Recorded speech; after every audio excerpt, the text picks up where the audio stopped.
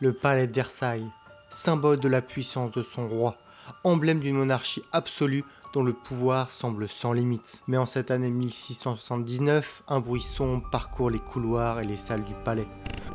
Une simple affaire d'héritage aurait émergé un réseau entier d'empoisonneuses, nichées parfois même sous le nez du roi. Dans une France dont la vie à la cour montre en façade un faste et une joie de vivre inégalée, les coulisses du règne révèlent un côté plus sombre, fait de misère sociale et sexuelle, d'ambition déçue et de rancune. Le respect de l'ordre et de la loi, si cher au roi Louis XIV, est entaché lorsque de grands noms de sa cour, jusqu'à sa propre favorite, vont être impliqués dans cette sordide affaire.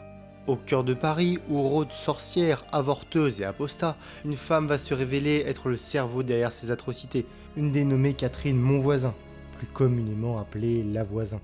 On lui prête tous les crimes possibles et inimaginables, tueuse en série, massacre d'enfants, pacte avec le démon ou encore crime de lèse-majesté. La liste de ses forfaits est longue et jonchée de cadavres. Mais qui était réellement cette sorcière? Était-elle cette bouchère avide de sang des enfants? Et quel fut réellement son rôle dans cette fameuse affaire des poisons, qui terrifia même le roi Soleil?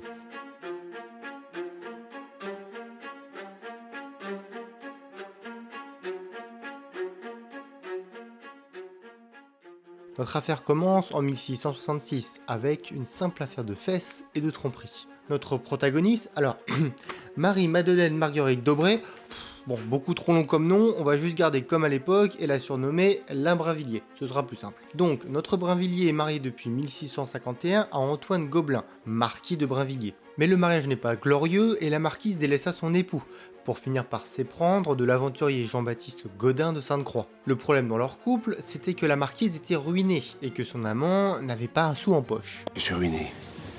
Mais il se trouve que, malheureusement pour lui, le père de la marquise était un homme fortuné. Alors ne pouvant abandonner son amant, la Brinvilliers va imaginer un plan des plus morbides, histoire de toucher l'héritage un peu plus vite que prévu. Avec la complicité de son amant, elle se procure chez l'apothicaire Glaser des fioles de poison, dont notamment des poisons à base d'arsenic, et empoisonne son propre père. Le 10 septembre 1666, son père succombe après une longue et lente agonie à ingérer de manière quotidienne des petites doses de poison. Et comme visiblement la marquise n'est pas du genre partageuse, après s'être occupée de son père, elle décide d'éliminer ses frères et ses sœurs. C'est ainsi que le 17 juin 1670 meurt le premier frère, et 4 mois plus tard, la mort emporte le second frère en novembre. La sœur de son côté échappe de peu à la mort. Quant au mari de la marquise, craignant, je pense avec raison pour sa vie, il décida de se retirer sur ses terres. Quand elle mordra dans cette pomme, pour goûter à ce fruit mortel, son souffle s'arrêtera, son sang se glacera. Désormais riches, les deux amants vont dilapider leur fortune pendant les 2 années suivantes, jusqu'à la mort le 31 juillet 1672, de cause naturelle je précise, de Jean-Baptiste Gaudin. Mais c'est là que la marquise commet une erreur fatale, sa trop grande confiance en son amant causera sa chute. Souhaitant garder un certain contrôle sur la marquise, Sainte-Croix est pris l'initiative de garder dans une cassette les fioles et lettres d'amour de la marquise, attestant de sa culpabilité. Ces preuves n'étaient à ouvrir qu'en cas de mort antérieure de Sainte-Croix à celle de la marquise, ce qui, malheureusement pour elle, fut le cas. Mais là où les choses vont prendre une ampleur inattendue, c'est que dans ces lettres, certes, la marquise avoue ses crimes, mais en précisant bien la complicité de son amant Sainte-Croix. Et cette info, gardez-la bien à l'esprit, parce qu'elle aura une certaine importance plus tard. Avertie de la découverte de ces lettres, la marquise choisit de fuir à Londres. Mais à Paris, l'affaire La Brinvilliers devient une affaire prioritaire. Non pas que la peur de l'empoisonnement soit l'unique moteur de cette chasse, mais cette histoire intervient pile au milieu d'un véritable Game of Thrones à Versailles. En effet, Louvois, le ministre de la guerre, est en plein conflit avec le ministre des Finances Colbert. Or, Colbert est un proche d'un certain Louis Rage de Penautier, le grand argentier du clergé de France. Et je vous laisse deviner qui était le grand ami de Louis de Penautier, notre amant empoisonneur, Jean-Baptiste Gaudin. La boucle est ainsi bouclée. En résolvant cette affaire, Louvois espère rattacher Colbert aux assassins, détruisant ainsi sa réputation, voire même pourquoi pas le voir écarté de la cour de Louis XIV. Mais de l'autre côté de la Manche, la marquise ne se sentant plus vraiment en sécurité en Angleterre, décide de s'enfuir aux Pays-Bas espagnols. Et sur ce coup-là, elle avait raison. En septembre 1672, la police du roi arrête le valet de son amant, un certain Lachaussée. Enfermé puis torturé, il reconnut avoir été complice des meurtres de son maître et de la marquise. Il est reconnu coupable de meurtre puis pendu sur place publique. Finalement, la police réussit à remonter la trace de la marquise jusqu'à un couvent de Liège. Tentant tout d'abord de se suicider par empoisonnement, elle est finalement arrêtée puis ramenée à Paris le 25 mars 1676. Elle est à son tour soumise à la question, en gros, on te torture jusqu'à ce que tu dises exactement ce que le bourreau veut entendre. Suite à ses aveux, elle est jugée puis décapitée en public à place de Grève le 17 juillet 1676. Sa tête encore bandée est récupérée par le bourreau puis jetée dans un brasier. Bon, conclusion de cette affaire. Les empoisonneurs sont décédés, Penautier fera un court séjour en prison, Colbert ne sera absolument pas inquiété par cette affaire, elle est donc classée comme bouclée. Tout ceci n'était donc qu'une simple querelle familiale. Si vous êtes également arrivé à cette conclusion, vous vous êtes tout autant trompé que la police d'époque, car si la marquise n'est désormais plus que cendre, sa mort ne marquera pas la fin de cette histoire. En réalité, elle n'était que le commencement.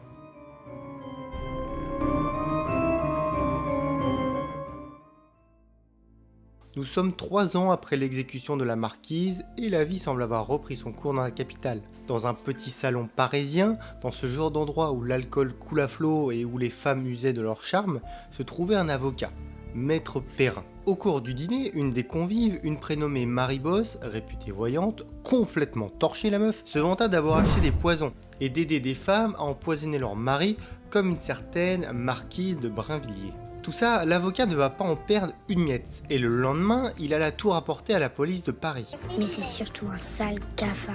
Madame, il parle. Marie Bosse est à son tour arrêtée, et bon, je vous surprends pas si je vous dis qu'elle a été également torturée, et elle finit par avouer avoir aidé des femmes à empoisonner leur mari.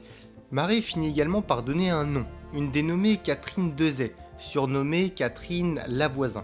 Lavoisin est, vous allez le voir, un personnage qui marque les esprits. Veuve d'un bijoutier, elle fait fortune dans la chiromancie, c'est-à-dire l'art de lire l'avenir dans les lignes de main. Une activité très prisée à la cour de cette époque. Mais ce qui commençait à titiller la curiosité des inspecteurs, c'est que Catherine se révéla être une faiseuse d'anges.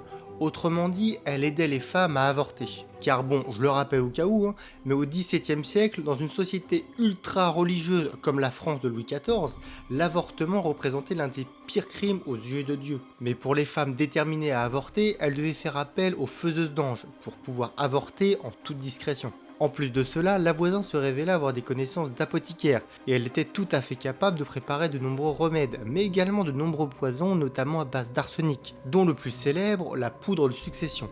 Telle une araignée, elle avait tissé une immense toile à travers Paris, et était l'instigatrice d'un immense réseau d'empoisonneuses, qui comptait dans ses rangs plus d'une centaine de personnes, y compris de nombreuses personnalités de la cour. Arrêtée à la sortie de la messe puis torturée, Lavoisin va balancer une bombe. Elle va donner le nom de ses clients, tous des hommes et femmes plus importants les uns que les autres. Cette affaire devient une affaire d'État, et le roi lui-même finit par s'en mêler. Bah oui, pour un roi souhaitant tout contrôler et savoir dans son royaume, découvrir un réseau d'une telle ampleur, ça casse un peu l'image. De grands noms de la cour sont ainsi nommés, comme la comtesse de Polignac, le maréchal du Luxembourg ou encore Madame de la Motte.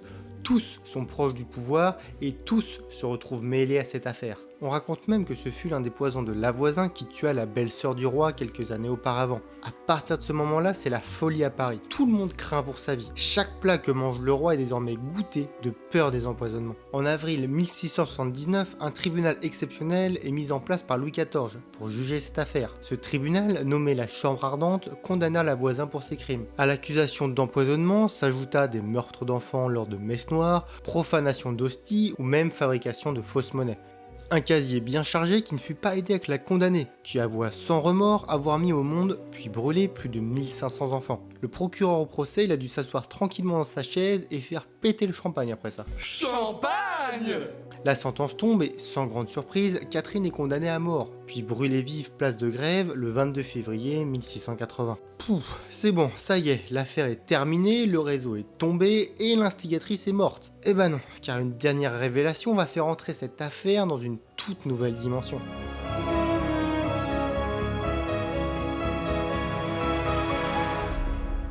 Parmi les noms que Lavoisin avait dévoilés, beaucoup étaient d'importants membres de la cour. Ça, nous l'avons évoqué un peu plus tôt. Mais ce n'était rien comparé à ce que va révéler au lendemain de l'exécution de sa mère, la fille de Catherine. Sa fille accuse en effet rien de moins que Madame de Montespan, la favorite du roi, d'avoir eu recours à l'aide de sa mère, et d'avoir même participé à des messes noires. Je rappelle au cas où que la favorite désignait la préférée de Louis XIV parmi toutes ses maîtresses. En gros, c'était celle avec qui il s'entendait le mieux au plumard.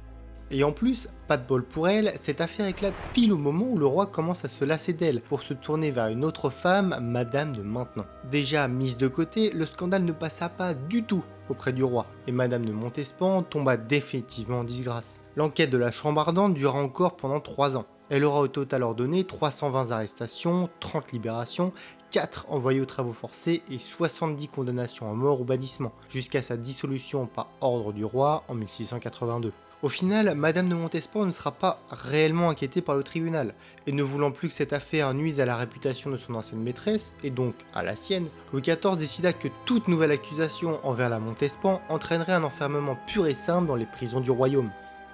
Il fera ensuite appliquer un édit en juillet 1682, intitulé « Déclaration du roi contre les magiciens, sorciers et empoisonneurs ». Ce texte condamna tous ceux qui avaient recours à la voyance, à la magie et à toutes ces activités jugées comme hérétiques et immorales. Cette fameuse affaire des poisons sera une tâche indélébile dans le règne de Louis XIV. En plus de l'aspect politique, le roi fut profondément choqué par les révélations de la Chambre ardente sur ses proches. Les dernières années du règne étaient déjà bien loin du faste des débuts.